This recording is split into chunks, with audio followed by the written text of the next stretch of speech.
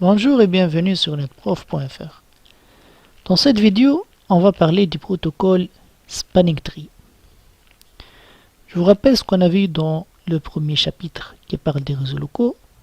On a dit que dans un LAN, on trouve généralement un répartiteur général auquel sont cascadés plusieurs sous-répartiteurs. Dans chaque sous-répartiteur, ou bien dans chaque armoire informatique, on va trouver un switch, et sur ce switch que seront connectés les PC, les machines, mais aussi les cascades qui relient les différentes armoires informatiques. Alors supposons qu'il y a un problème sur l'une de ces cascades. Dans ce cas, tous les utilisateurs de cette armoire seront déconnectés du réseau, n'est-ce pas? Donc il va falloir réparer cette cascade. Pendant le temps de la réparation, tous les PC et toutes les machines connectées sur ce switch n'auront plus accès au service du réseau. C'est pourquoi on s'est dit pourquoi pas ne pas avoir une connexion de redondance, une autre cascade entre ces deux switches, de telle façon à ce que si on perd ce lien, donc on a toujours un autre chemin vers les deux autres switches. Oui, ça peut marcher comme ça, sauf qu'on a découvert que ça va engendrer beaucoup de problèmes. Parmi ces problèmes, voyons ça, supposons qu'on a donc voilà nos trois armoires informatiques avec les trois cascades. Donc qu'est-ce qu'on a fait? On a fait une boucle physique. D'accord? Alors supposons que cette machine d'adresse MAC A va envoyer une trame vers une autre machine d'adresse MAC D. Mais il se trouve que la machine d'adresse MAC D n'est plus connectée sur le réseau et qu'aucun switch ne connaît où se trouve cette machine. Donc si vous vous rappelez bien ce qu'on a vu dans la vidéo qui parle des réseaux locaux, on a dit que chaque switch va consulter sa table de commutation. Et puisque la table de commutation ne connaît pas où se trouve la machine D, on a dit que le switch va diffuser la trame sur tous les ports du switch, à l'exception du port numéro 1. Pourquoi? Parce qu'il a reçu la trame sur le port numéro 1. D'accord? Donc on va diffuser la trame sur tous les ports, y compris sur les cascades. Donc une copie de la trame va arriver à chaque switch, Y et Z. Chaque switch va faire le même raisonnement. On va consulter les tables de commutation. On ne connaît pas où se trouve D, donc on va diffuser. Ainsi de suite. Donc qu'est-ce qu'il y a? Il y a une boucle de commutation. Donc la boucle physique qu'on a voulu faire pour remédier au problème de la cascade va engendrer une boucle de commutation. Donc on ne veut plus de boucle de commutation. Tout ça avec un message unicast. Que dire s'il s'agit déjà de messages multicast? Donc sûrement aussi les messages multicast et de diffusion engendrent aussi le même problème. D'accord, donc ce qu'on veut c'est quelque chose comme ça. Quand les deux cascades sont en bon état, donc cette troisième est désactivée, de telle façon à ce que la boucle de commutation n'ait pas lieu. Mais si jamais il y a un problème sur la cascade, on veut qu'il y ait une activation automatique de cette cascade de secours. D'accord? Maintenant, donc la question qu'on va se poser, étant donné un réseau local avec plusieurs switches et avec plusieurs cascades en redondance, comment va-t-on trouver les cascades qui seront fonctionnelles et celles qui seront de secours? Pour cela, on a inventé un protocole qui s'appelle le Spanning Tree Protocol. En fait, c'est un algorithme qui va être exécuté par tous les switches pour déterminer les cascades qui seront fonctionnelles et celles qui seront en veille en attendant qu'une cascade fonctionnelle ait un problème. D'accord. Donc le principe du Spanning Tree, donc étant donné ce réseau, par exemple, d'accord, on va essayer de construire un arbre. Pourquoi un arbre? Parce qu'en voyant un arbre, il n'y a pas de boucle entre deux branches. N'est-ce pas? Il n'y a pas de boucle entre les branches. Et c'est exactement ce qu'on veut. On a vu qu'on ne veut pas une boucle physique entre les switches. Donc, pour passer d'une branche à une autre, on passe toujours par le tronc ou bien par la racine. c'est aussi ce qu'on veut. Pour passer d'un switch à un autre, on passe toujours par la racine, ce qu'on appelle en anglais root, ce que le spanning tree appelle root, d'accord? Donc par exemple, on va décider que ces cascades en pointillés seront bloquées et que celles-ci seront fonctionnelles. Ici, ainsi, on a éliminé les boucles physiques, donc il n'y aura plus de boucles de commutation, n'est-ce pas? D'accord, donc on va construire un arbre. Donc cette architecture, ça ressemble à un arbre. On trouve la racine et puis les branches. Une branche, 2, 3, d'accord? Ok, maintenant, donc la question, déjà comment trouver la racine? Donc ça c'est parmi les questions que se pose résoudre le spanning tree protocole. Et puis, en voyant les états des ports, on trouve des ports qui sont fonctionnels et d'autres ports qui sont bloqués. Donc le spanning tree permet aussi de trouver les ports qui sont fonctionnels, ils sont appelés forwarding, et les autres ports qui sont bloqués, en état de blocking. Donc à peu près c'est ce qu'il va faire le spanning tree. Il va déterminer le switch route et puis l'état de tous les ports de cascade entre ces switches. Voyons l'algorithme du spanning tree. L'algorithme du spanning tree se fait en 4 étapes. Première étape, c'est bien évidemment, on va déterminer le switch route, la racine. D'accord, comment va-t-on trouver ce switch? Donc déjà, comme remarque, le spanning tree est fonctionnel par défaut normalement dans votre switch. Donc si vous avez un switch qui supporte le spanning tree, donc ce protocole normalement il est activé par défaut. Donc quand vous allez placer votre switch sur votre réseau, il va exécuter automatiquement l'algorithme spanning tree. Alors première étape, déterminer le switch route.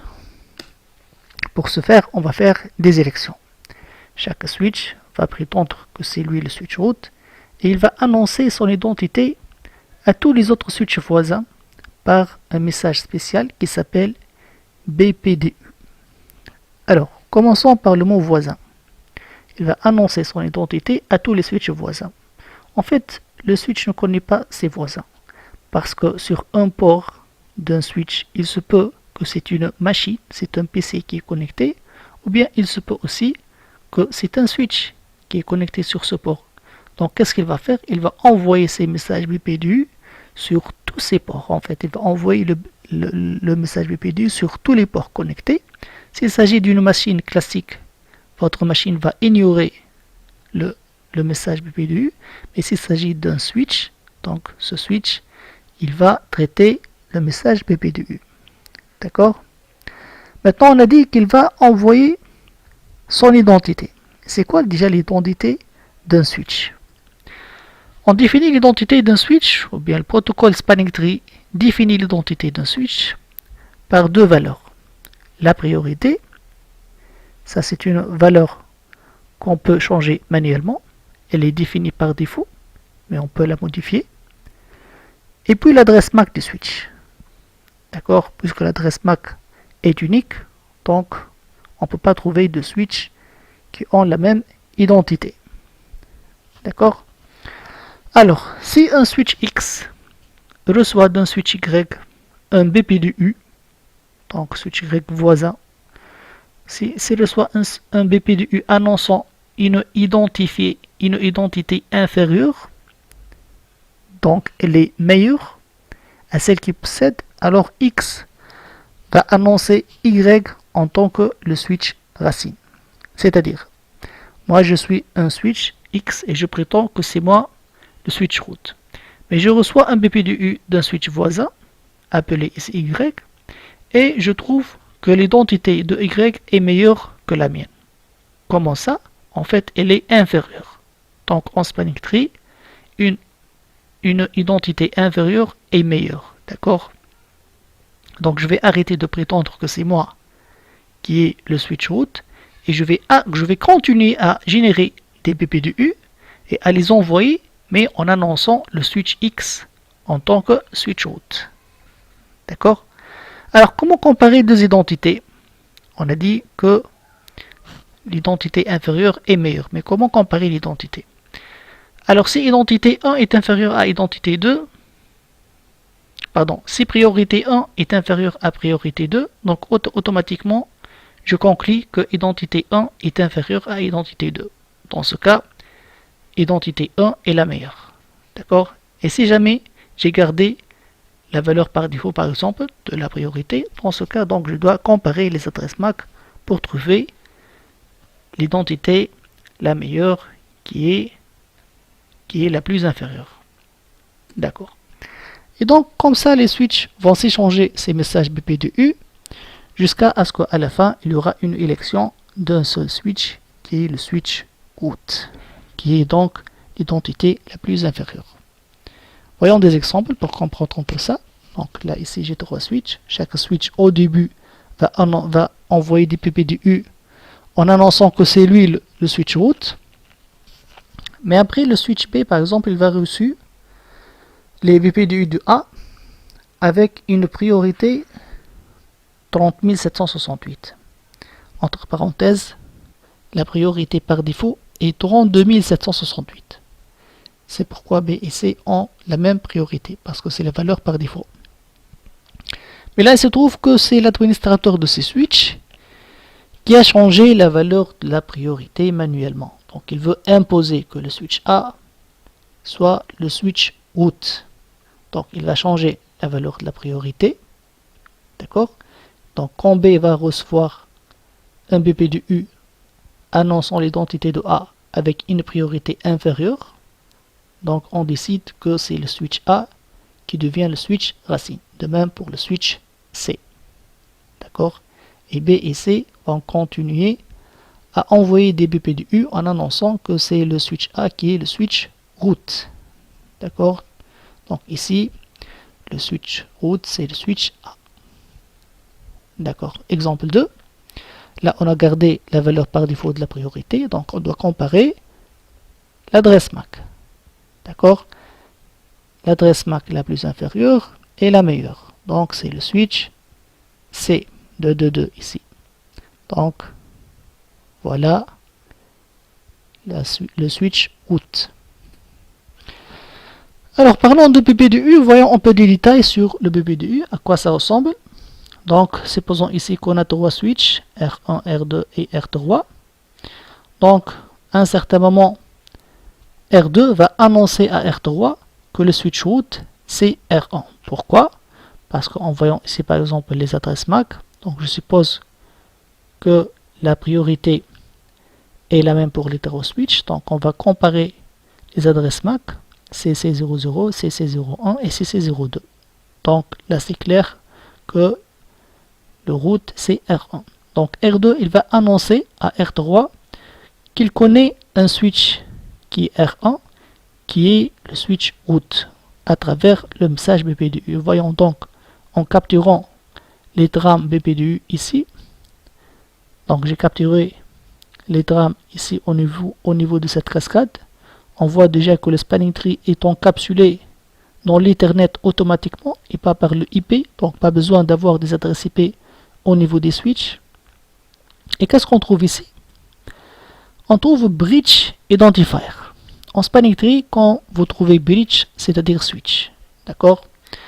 Donc, ça c'est quoi? Ça c'est l'identificateur du switch qui a envoyé ce message BPDU. Dans notre cas, c'est le switch R2. R1 n'envoie pas un BPDU à R3. R1 envoie des BPDU seulement à R2.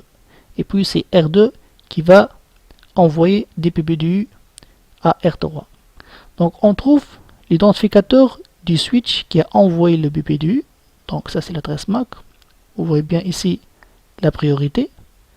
Parce qu'on a dit que l'identificateur d'un switch est composé de 2 parties. Priorité et adresse MAC. D'accord? Et qu'est-ce qu'il dit ce switch? Il dit que l'identificateur du route, c'est celle-ci. Priorité par défaut et puis l'adresse MAC. Ça, c'est l'adresse MAC de qui? De R1. D'accord? Donc voilà à quoi ressemble un BPDU. On trouve aussi un autre champ assez important qui s'appelle cost. le coût, combien ça coûte à R2 pour arriver au switch route. Il dit 19. Mais 19 quoi? En fait, ce nombre 19 est relatif au débit de la cascade. Parce qu'il y a un tableau qui attribue à chaque vitesse, à chaque débit, un coût. Donc ici, on a un débit de 100 mégabits par seconde entre R1 et R2. En consultant le tableau, 100 mégabits, donc ça veut dire un coût de 19. Donc R2 informe R3 qu'il connaît un switch route qui a cette adresse MAC, et R2, pour arriver à R1, ça lui coûte 19. Pourquoi 19? Parce que le débit ici est 100 mégabits. D'accord? Donc on va utiliser après ce paramètre pendant le fonctionnement de l'algorithme du spanning tree. D'accord. Donc je suppose qu'on a déterminé le switch route. Ok. Maintenant on va déterminer sur les autres switches. Donc on va laisser le switch route à part et on va aller sur chaque autre switch, et sur chaque autre switch il y a un port assez particulier qui s'appelle route port. Alors le route port, c'est celui qui a le coût cumulatif le plus inférieur par rapport à la racine. Ça veut dire quoi, coût cumulatif? Alors le coût, on a vu ce que c'est le coût. On a dit que ça dépend du débit. Voyons ici un exemple pour comprendre le coût cumulatif. Tout à l'heure, on a vu que R2 informe R3 que ça va lui coûter 19. Pourquoi 19? Parce que c'est 100 mégabits. Ça va lui coûter 19 pour arriver au switch R1. D'accord? Ça, c'est R2 qui informe R3. Maintenant, voyons R3 quand il va informer R4, quand il va lui envoyer un BPDU. Donc maintenant, je capture ici, pas ici. D'accord? Tout à l'heure, j'ai capturé ici. Maintenant, je capture la trame BPDU ici. Donc, je trouve, ça c'est l'identificateur du switch qui a envoyé la trame, CC02. Donc, c'est bien le switch R3. Il informe qu'il connaît un route qui est CC00. D'accord? Mais maintenant, le coût, combien? 38. Pourquoi 38? Parce que R3, quand il a reçu le message de R2, R2 lui a dit ça me coûte 19 pour arriver à la racine. Maintenant, R3, il va voir le débit de cette connexion, de cette cascade. Il va ajouter le coût de cette cascade, qui est aussi 19. Donc, il va déduire que ça va lui coûter 19 plus 19 pour arriver au switch route, c'est-à-dire 38. D'accord? Donc, le route port, c'est le port du switch qui a le coût cumulatif le plus inférieur par rapport à la racine. Voyons ça en quelques exemples. Alors déjà, on a déterminé que le switch route, c'est le switch A. Maintenant, sur chacun de ces deux autres switches, on va déterminer le route port. Alors le route port, par exemple pour le switch B, c'est soit 3, soit 4. Pourquoi? Parce qu'on a deux chemins vers la racine. Mais on va voir le coût cumulatif de chaque port. Combien ça me coûte en partant du port 3 pour arriver à la racine. Donc en utilisant ce tableau, ça va me coûter ici 19 parce que le débit est 100 mégabits. Et pour arriver ici, par ici, à la racine, donc ça va me coûter 19 plus 19, c'est-à-dire 38. On a dit que le chemin le plus important, c'est celui qui a le coût le plus inférieur, n'est-ce pas? Donc, est-ce que c'est le port 3 ou bien le port 4 qui est route port? C'est bien sûr le port 3. D'accord. Faisons le même raisonnement ici. On trouve que c'est le port 4. D'accord? Donc ça c'était la deuxième étape. Première étape, déterminer le switch route. Deuxième étape, trouver sur chaque switch, autre que le switch route, le route port. Voyons notre exemple. Maintenant, toujours pour le switch B, j'ai deux chemins vers la racine, port 3 et port 4. Le port 3, ça va me coûter 19. Pour le port 4, ça va me coûter 1 giga, c'est-à-dire 4. Et puis 1 giga 4. 4 plus 4, ça fait 8. Ah, maintenant, c'est pas le port 3 qui est le plus intéressant. Maintenant, c'est le port 4 qui a le coût le moins faible. Le plus faible, pardon. Dans ce cas, c'est le port 4 qui est route port. Alors, maintenant, si je me place au niveau du switch C, le port 4 a un débit de 1 giga, donc le coût c'est 4. Mais si je passe par le port 3, il me faut 4 plus 19. Donc, c'est évident que c'est le port 4 qui est le route port. D'accord? On continue avec un troisième exemple.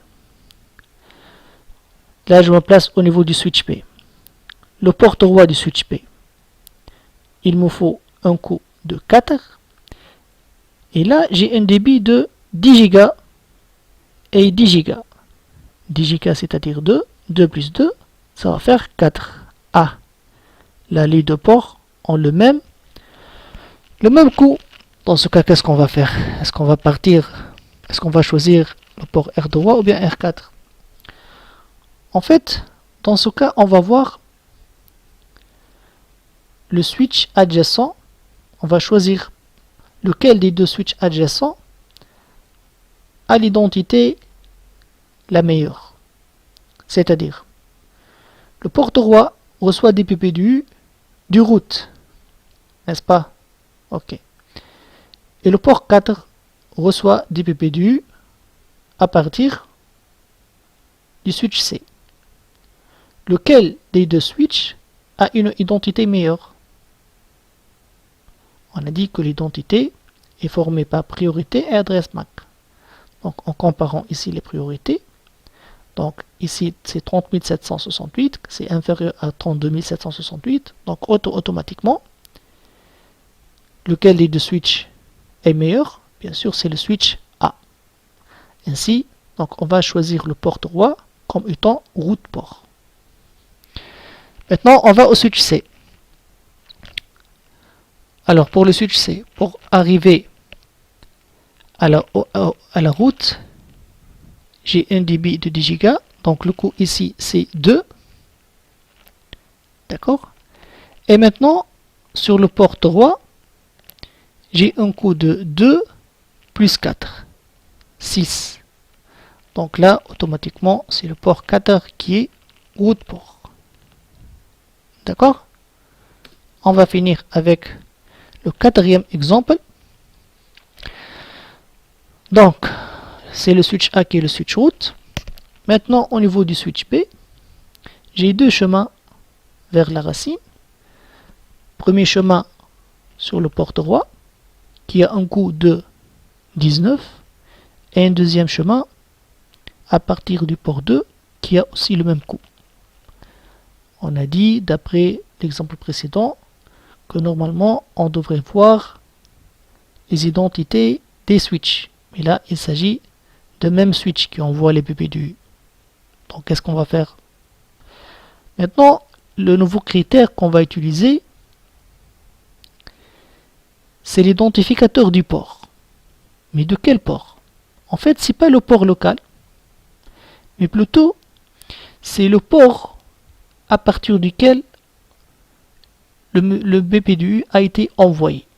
Donc, c'est le port distant, ici du switch A, à partir duquel le BPDU a été envoyé. Comment B connaît l'identité de ce port? Ça se trouve au niveau du message BPDU. Donc au niveau du message BPDU, donc ça c'est par exemple un message BPDU. Donc on trouve port identifier. C'est quoi port identifier?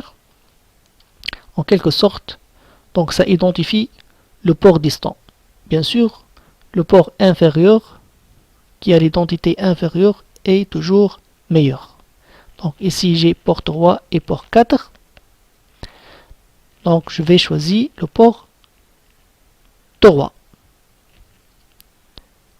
Donc c'est ce port 3 qui est route port. Regardez ici. Si c'était le port local inférieur, Donc j'aurais dû choisir 2. Mais là je choisis 3. Pourquoi? Parce que 3 est inférieur à 4. D'accord? Alors règle numéro 1, tous les routes ports sont en mode forwarding. Ils sont fonctionnels. Ils ne seront pas bloqués.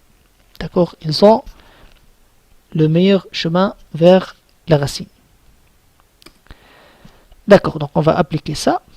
Ici, j'ai le port 3 du switch B et le port 4 du switch C qui sont route port. Donc, je vais déclarer qu'ils sont en mode forwarding. Arrivons à la troisième étape. Maintenant, sur chaque segment, sur chaque cascade, on va déterminer ce qu'on appelle les designated ports.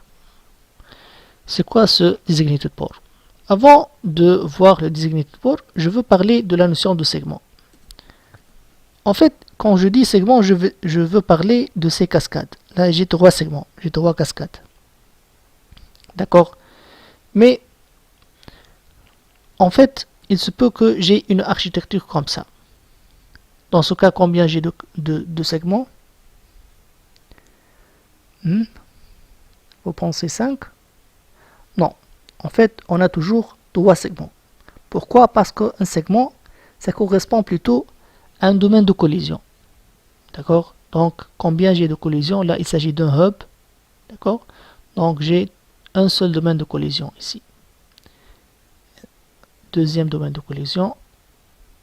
Et troisième domaine de collision. D'accord? Donc, sur chaque domaine de collision, je vais déterminer un seul port qui est le designated port. D'accord? Donc, c'était juste une remarque.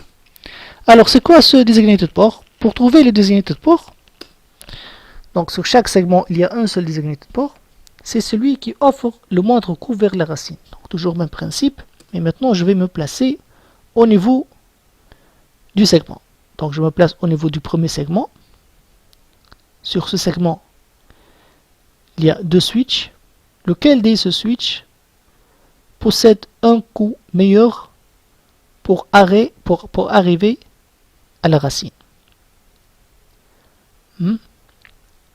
Bien sûr, c'est le switch route qui a le coût le plus faible, puisque ce port roi, il a un coût 0 pour arriver à la racine, puisqu'il est déjà sur la racine, n'est-ce pas? Alors que ce port roi de ce switch, il a un coût de 19, parce que 100 mégabits, ça correspond à 19. Donc le designated port sur ce segment, c'est le port roi de la racine. Je vais aller à l'autre segment. Maintenant, est-ce que c'est le port 4 ou bien le port roi qui a le coût le plus intéressant? Voyons. Pour ce port 4, donc il me faut un coût de 19 pour arriver à la racine. De même ici, un coût de 19. Dans ce cas, la règle dit que je dois comparer les identités des deux switches. D'accord. 32 768, 32 768. Donc je dois comparer les adresses MAC. Bien sûr, 22 est inférieur à 33. Donc c'est le port 3 qui est le designated port sur ce segment. D'accord, maintenant je raisonne en tant que segment, en tant que domaine de collision. Alors je vais aller au troisième segment. Lequel des deux ports est le plus intéressant? Bien sûr, c'est le port 4, puisqu'il a un coût 0 pour arriver à la racine. Donc c'est le port 4 sur ce segment qui est le designated port. Donc on peut conclure déjà que tous les ports de la racine du route sont des designated ports. C'est logique puisqu'ils ont un coût qui vaut 0. D'accord? Donc règle numéro 2, tous les ports du route sont des designated ports. D'accord? Et la règle numéro 3, c'est que tous les designated ports sont aussi en mode forwarding, ils sont fonctionnels. D'accord, donc ça il faut l'accepter. On va appliquer ça. Donc, je suppose que c'est le switch A qui est route, que le port 3 et 4 sont en forwarding. Pourquoi? Parce que ce sont des routes ports, donc je suppose que ce sont les routes ports. Maintenant, j'ai designated port ici, ici, et le port 3 du switch C. Donc tous ces ports, on a dit qu'ils sont en mode forwarding. D'accord. Arrivons à la quatrième étape, bloquer tous les autres ports de cascade. Qu'est-ce qu'il nous reste comme port de cascade? F, F, F, F, F. Il ne me reste que le port 4 du switch P. C'est ce port qui sera bloqué pour l'instant, puisque ces cascades sont fonctionnelles. Si jamais il y a un problème sur l'une de ces cascades, donc il y aura réélection de la route, et puis bien sûr ce port va passer de bloqué à forwarding. D'accord? Donc vous voyez bien que tout ça, ça se passe automatiquement au niveau de vos switches pour premièrement faire l'élection du switch route et puis trouver les routes ports sur chaque switch autre que le switch route. Et troisièmement, on a dit que sur chaque segment, sur chaque cascade, on va trouver le designated port qui est un port fonctionnel pour trouver en fin de compte les ports qui seront bloqués. Mais puisque tout ça fonctionne automatiquement, pourquoi on doit savoir tout ça? Oui, c'est mon question. Alors, supposons que vous avez une architecture comme ça, d'accord, et que vous avez placé vos switches. Il a eu une élection entre les switches et ils ont décidé que le switch route, c'est celui-ci, c'est celui qui a l'adresse MAC la plus faible, d'accord. Alors, en analysant cette architecture, qu'est-ce qu'on a? Alors, ce port est bloqué. Pour aller de ce switch à celui-ci, donc je suppose que le serveur est connecté ici. Si une machine cliente veut aller à ce serveur, donc la machine cliente va arriver avec un débit de 1 giga, d'accord. Et puis, pour aller au serveur, en fait c'est pas la seule machine, il y aura beaucoup de machines qui vont arriver avec un débit très important. Et pour aller au serveur, ils vont passer par une cascade qui a un débit de 100 mégabits. Alors là, ça va faire un problème. Donc ça va engendrer des collisions, ça va engendrer une saturation de la bande passante ici, et on va ressentir une lenteur. D'accord? Donc c'est quoi la solution? La solution, c'est de changer la valeur de la priorité de telle façon à ce que le switch route ne soit pas celui-ci, mais plutôt celui-là. Imaginez que vous avez quelque chose comme ça. Donc on arrive avec 100 mégas, on passe par 1 giga pour arriver au serveur. C'est bien comme ça, n'est-ce pas? Donc on arrive avec plusieurs 100 mégas et on monte vers le serveur avec un débit de 1 giga. Donc il est intéressant de savoir comment fonctionnait le spanning tree. Pourquoi? Parce que dans certains cas, dans quelques situations, on a besoin de changer le route, la racine, d'accord, en modifiant la valeur de la priorité. Ok? Alors en conclusion, le spanning tree protocol, connu avec la norme 102.1d, il permet d'éliminer les boucles physiques pour éviter les boucles de commutation, d'accord.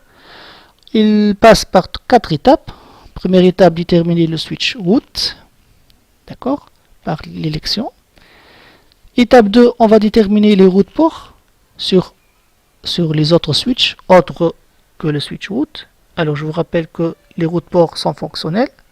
Troisième étape, déterminer les designated ports sur chaque segment, sur chaque cascade, sur chaque domaine de collision. Les cascades, ils sont aussi en mode forwarding et on va bloquer les autres ports de cascade. Voilà, j'espère maintenant que vous avez une bonne idée sur le protocole spanning tree. J'espère que c'était pas trop compliqué et rendez-vous avec les exercices pour bien comprendre l'élection du route, de ces ports et du spanning tree d'une façon générale. Je vous remercie pour votre attention. Merci et au revoir.